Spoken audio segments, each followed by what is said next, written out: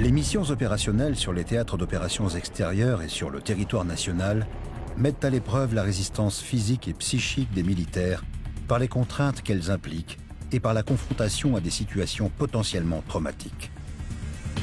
Les manifestations de détresse psychique peuvent être polymorphes. Fatigue opérationnelle, troubles de l'adaptation liés à des événements de vie, à des difficultés professionnelles, troubles psychiques en relation avec un événement traumatisant, parfois décompensation ou révélation d'un trouble psychique sous-jacent. Elles peuvent entraîner une incapacité opérationnelle partielle ou totale, transitoire ou durable, avec des risques potentiels pour la sécurité du combattant, celle du groupe et de la mission. 20% des évacuations médicales stratégiques des zones où l'armée française est engagée sont liées à un motif médico-psychologique, dont près de 25% pour des troubles psychiques en relation avec un événement traumatisant.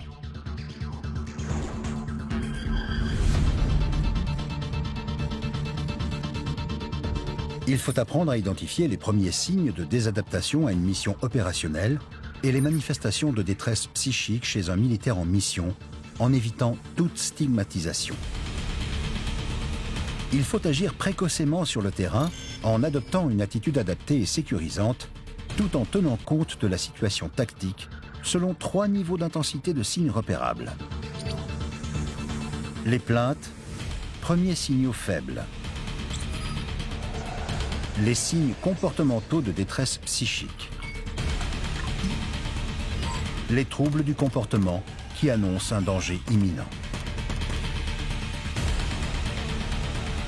Il faut faciliter l'accès à la chaîne de soins. Si nécessaire, procéder à une évacuation médicale et contribuer à l'amélioration du pronostic évolutif des troubles éventuels. Le CORP est une démarche pragmatique qui peut être mise en œuvre par tous les combattants.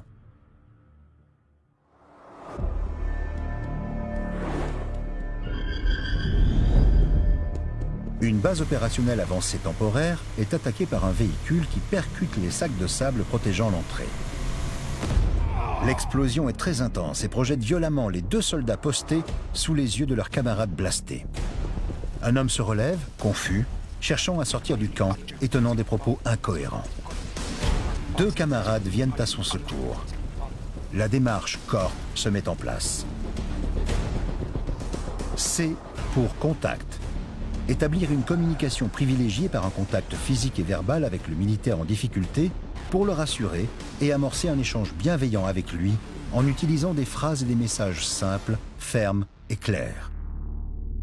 Toute attitude marquée par des cris, des paroles violentes, voire des gestes agressifs est à proscrire. S'aider de camarades si nécessaire, notamment en cas d'agitation et de danger imminent, et assurer une présence permanente. O pour orientation. Redonner au sujet des repères simples de temps et d'espace nécessaires à une reprise de contact avec la réalité. O pour ordre simple. Lui donner des directives simples pour assurer sa mise à l'abri, sa sécurité, ainsi que celle du groupe. R pour rapport. Faire un examen rapide selon les modalités apprises lors du module de sauvetage au combat à la recherche d'une blessure physique apparente. Alerter dès que possible, par les moyens de communication disponibles, le supérieur hiérarchique direct et lui faire une description factuelle de l'état de l'intéressé, voire des risques potentiels, sévérité de l'incapacité, type de plainte et de troubles comportementaux. Transmettre toutes ces informations au soignant qui prendra le relais sur le terrain afin de permettre au primo-intervenant de reprendre sa position au sein du dispositif opérationnel. P pour protection.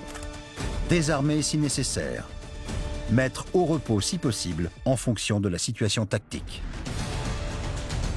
Si le CORP ne fonctionne pas, effectuer une prise en charge type sauvetage au combat de niveau 1, SC1, et demander une évacuation médicale.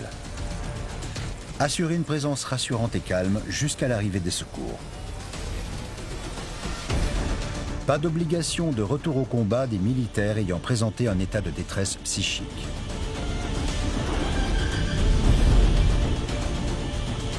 Les premiers secours psychologiques en opération sont des gestes à mettre en œuvre dans les meilleurs délais et peuvent s'appliquer en situation sanitaire exceptionnelle, type catastrophe de masse, attentat, accident aérien, catastrophe naturelle.